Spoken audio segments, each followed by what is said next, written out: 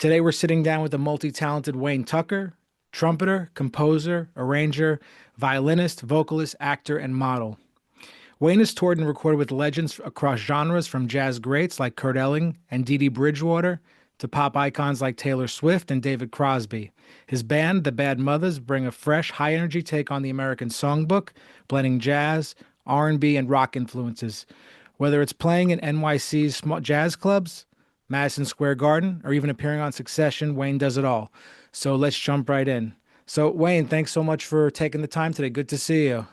Man, great to see you too, and thanks for making me look good. I appreciate you. No, it was easy. Before I do any interviews, I like to get in the mindset of just listening to the artist, watching videos, a little bit of both. And when there's only a couple people now out there in New York in the jazz scene where it's like I really feel like they're doing something new in a sense, like pushing the music to place it hasn't been pushed to. And Yeah, you're certainly one of those people, unquestionably. And it's not even about trying to be too creative with all these odd time signatures and stuff people, but yeah, it's blending all of these different influences yeah, and into the American Songbook. yeah. So did you have this idea? I need to do something a little bit different besides playing straight ahead. So kind of talk to me about where blending this styles, where it came from. Man, I really sincerely thank you. It's an incredible observation, and I'm honored. It was not an idea that I had. It was just this is just my life's musical experiences. So I just grew up playing a lot of different styles of music. My brother went to jazz school at Eastman School of Music. So when he was in college, I was in high school. And so I really fell in love with the music in that period, watching him learn and grow in that way. And so it just was a natural thing that we took the music that we grew up playing, which was everything from jazz to funk, R&B, gospel, classical, hip hop, rock. We just took all those things that we grew up hearing, while you walk down the street or when you're playing, with your friends or something, and put that, just put our own stamp on it in the way of not being afraid to let whatever influences we had blend into that music. Because I think sometimes when you go to conservatory, it's not that it was so strict for me. Like just for me personally, I didn't find it so strict, but I think a lot of people find it strict and restraining, and I just didn't allow that to happen to myself. I just played the music that I loved always. You embraced everything that came into your musical life, it sounds like, instead of running from it, which jazz Yeah, musicians tend to run.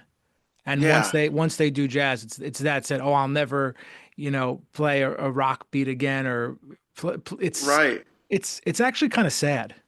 I agree. It is sad. I think we should, I mean, hey, if that makes somebody happy, I think they should do exactly that, right? But just personally, I don't think most of us got into music because of jazz. I think we mostly got into music because we love music. And as little kids, we're not judging different genres or judging even the quality of something. We just hear those vibrations and go, does that move me or not move me? And then we react to it, whether it's jumping up and down or dancing or singing along or picking up an instrument and trying to figure out what it is. Do you hear other musicians in New York who are, I don't want to say like emulating, but maybe taking a similar approach Yeah. that you really like and respect? Because there's people who want to innovate, but it's almost like they try to be too creative and it doesn't come off right or Yeah. something. I know what you're saying. I mean, I guess a lot of people that I work with, I see that way. So for example, Willem Dellisfort Oh on yeah, yeah, on keys, pianist, right? yeah. Yeah, yeah, like Will. Oh, okay, so here's the thing. I don't consider myself to be a jazz musician. I'm just a musician who happens to play jazz, right? Like I really don't think of myself that way when I wake up every day. I'm like, oh, I'm a jazz musician. I better work on this. I'm like, what do I have to do today? And what steps do I need to take to make that happen? And I see people like Willer do the same thing. Like, I know he grew up in the world of Haitian music, especially the music of his parents, which was more the style of compa. If you're familiar, and if not, I totally get it. For me, the beat feels somewhat like a slow reggae beat or something like that, mixed with like kind of salsa-ish horns, and that they're kind of punchy, you know. And so Will grew up hearing that music. He also grew up playing church music, like gospel church music, and he also grew up playing R&B and listening to hip hop. So when we get together and play, we don't talk about, oh, we're going to go from here to here to here. We just play, like What's literally like kids. um I was watching some videos of you playing at Smalls with the band, Yeah, where with the piano and the synthesizer together. yeah. Um, I'm just kind of curious, what's the biggest venue or festival that band has played in? Because I feel like it could, you know, be in a huge theater. Man, I feel the same way. To be honest with you, that's something that I need to work on myself. To like, I've been sending tons of emails to make that happen. But What's the biggest one as far as numbers? I'm just um, kind of, I mean, not that we're trying to say like, oh, like this is no, what. it's a good question. I haven't ever really thought about it, but we play at the New York State Fair every year. We played the Syracuse Jazz Fest this Oh, past great, year. We've played some other like regional like jazz or like world music festivals. beautiful. But my aim is to play something I'm hopeful to get into the Montreal Jazz Festival this year. I happen to know the festival director; he's a friend of mine. But as a friend, I don't demand that I play there or something, you know. But so just for example, that's one place that like I've hoped and I've said, okay, if we can get into that festival, that would really be the thing for us, you know. But Yeah. Well, that's a good. I should reach out to them too about covering some stuff or doing some interviews. At least yeah, in conjunction. I mean, I'm sure they have plenty of people to do it, but that's another thing I'm trying to to do. Not just not play, just like get more involved in the interview aspects of those things. And yeah. people want to That, hear us speak, which is what I no, want. definitely, man. I remember being that kid watching, you know, these musicians that I loved, watching every interview of theirs. Like I still do. I still watch interviews of Roy Hargrove or Miles Davis or Herbie Hancock or whomever, you know? Yeah. There definitely needs to be I love that content as well. You could almost watch those interviews like they're movies. Like I've watched like this one interview with Hmm. Pat Martino. It's like a couple hours. I probably watched it like at least five times, you know? Yeah. Yeah, yeah. No, I get it, man. Like really. You know what I actually just was watching, which is not an interview, but it was amazing. And of course now I'm spacing. Um, there's a rapper about just a little over 40 years old who's going to start teaching at MIT. Profound rapper. I will find it. I'll find it as we're on here. I don't know why his name just slipped my mind, but he's adjacent to the jazz scene, and Okay. he hangs in the scene, but he's popular, and he's going to start teaching a course called Rap and Theory or something like that at MIT. And I watched the introductory course. It was 2 hours long, and you know, just to see how someone's mind works or the things that they're thinking about. Like I don't know. I think that people like us who are sitting here on a podcast, you know, would be into something like that. But I think a lot of people are into something like Well, that. I So love how you said how that person's mind works. I was on the phone with my friend yesterday and we were just talking about improvisation. This is one of my closest, we see it so differently, just the way we think. Like he thinks yeah. he thinks about scales, but I think about shapes. Do you find that when Oh, you talk to different trumpeters about this thing or this technique that there's some things that are only unique to you and the way you approach the instrument? yes. Like your I own think system, I'm saying, if you could share a little bit about that. yes, And you yes. can go to that as far as you want. Man. Okay. Oh, and by the way, I found the rapper's Lupe Fiasco, Okay. Okay. Chicago. Yeah, yeah. But anyways, man, my like just with the trumpet itself, not talking about music, but just the trumpet, I feel like that's something that I am constantly refining and open to changing how I think about it. So for example, I used to think, oh, when you breathe, you want to have a low sound, almost Darth Vader-ish when you breathe in. Now I actually think, no, you actually want it to be a silent sound when you breathe in. And this is just from I've studied with so many people over many years. Like I Hey, still take lessons now. who'd you study with over the years? If you don't Okay, mind. so my first teacher was a guy named Elliot Topalian who taught a lot of the trumpet players in Tower of Power, taught some classical trumpet players. He was really like, you know, a master of high notes and playing with power. The second person who I studied with seriously was a trumpet player named George Coble, who's a classical trumpet player who played in the New York Phil in the 90s, but he lived in my hometown, which is Syracuse, New York, when I was in high school. And he was a principal trumpet player in the symphony there. He just preferred to live there than to be in New York City. And so I got this, New York Philharmonic caliber classical instruction from a guy for $40 a lesson, you know, which was incredible. So those were the first two. Then I studied with Scott Wendholt. I studied with Ray Vega, Jim Rotundi, John Faddis at SUNY Purchase. I got a little time with all of them.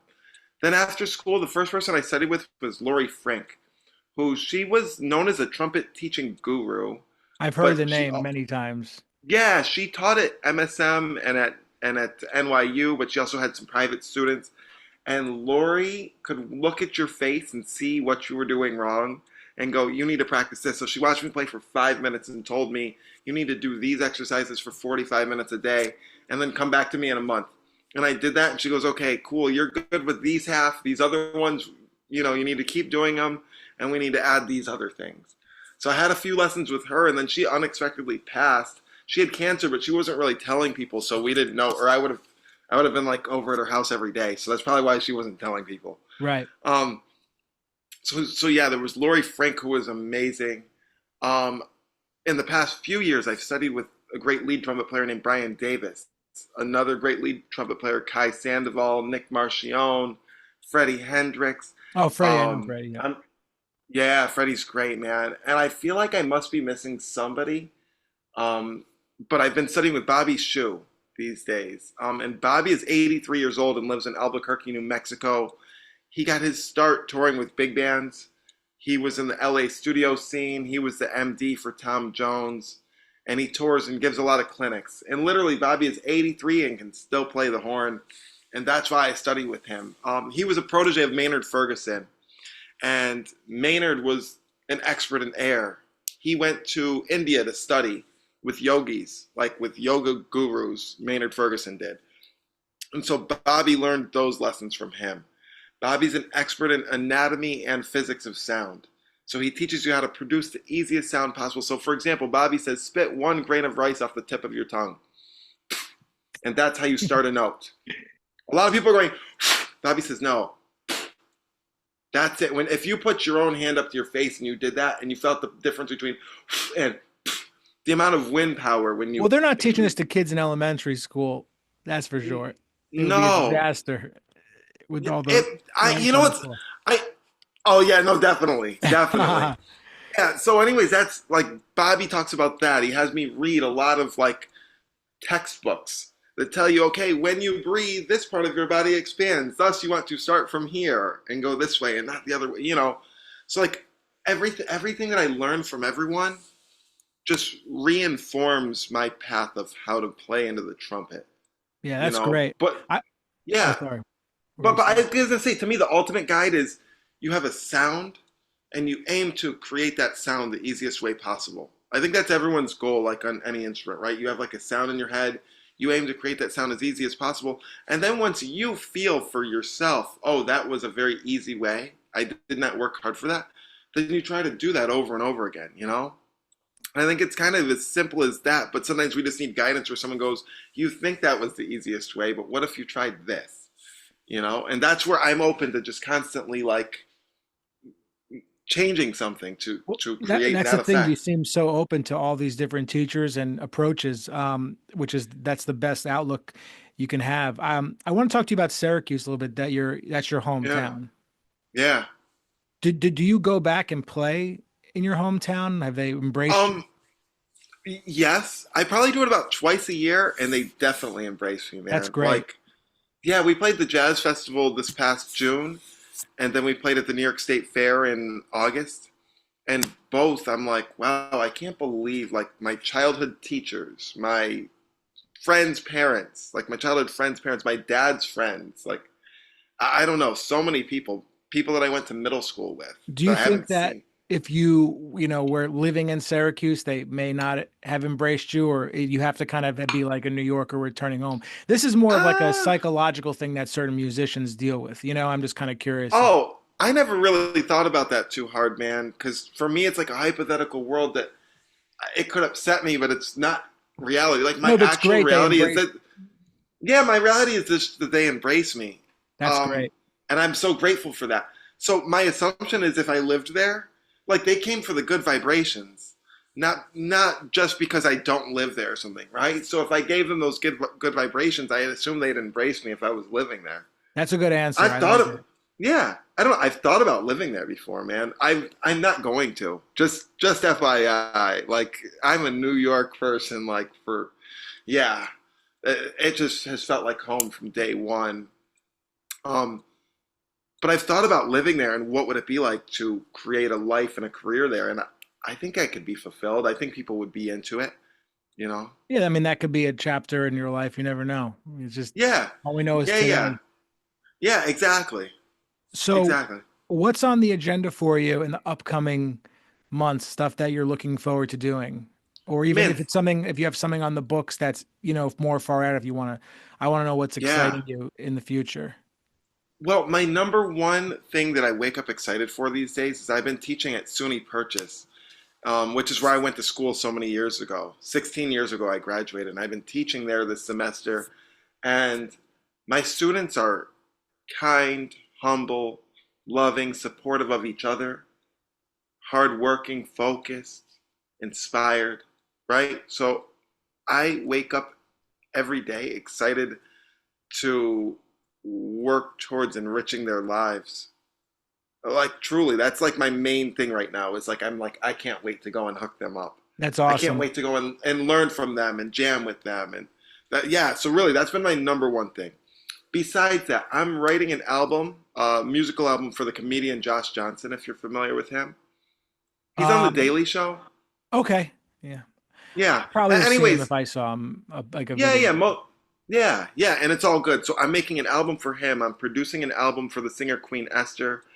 I am having an album produced for me that I played with a live band, and then I hired a couple friends, both great drummers and producers, Genghis Don and John Lumpkin, to produce some tracks on that for me. So that's coming out soon. And then me and the pianist Addison Fry, we produced an album like at our homes, like basically together of my music.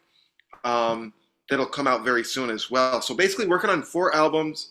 I have a book coming out that I wrote, 100 Musical Thoughts. That just happened on accident.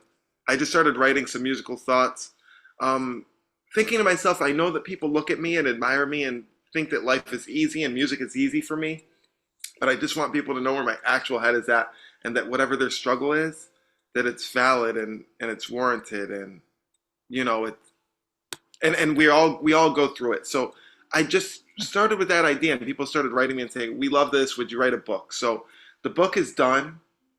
Oh, I'm beautiful. gonna, yeah, I'm going to put it out probably the first week of May because a friend who's in PR set up a book release event at Noy House. It's going to be the first week in May. So we're just waiting for the actual confirmation of the date, but it will be the first week in May at Noy House for sure. So yeah, 4 albums, the book, teaching the students at Purchase. I know I haven't even talked about gigs, but like to be No, it's honest with just as you, important though what you're talking about. So, yeah, I was gonna say that's kind of the last thing on my mind. Like I have gigs Thursday through Sunday this week. Joe's Pub with Queen Esther on Thursday. A duo single, like a not an album release, but like a single release with one of my pianists, David Leinard, at his apartment Friday in Bed-Stuy. My band at the Roxy Hotel Saturday, my band at Club Groove Sunday. Then I'm going on a tour with the great pianist Ben Rosenblum, starting on the next Wednesday for a week in like the Vancouver area. I got 3 short things this month.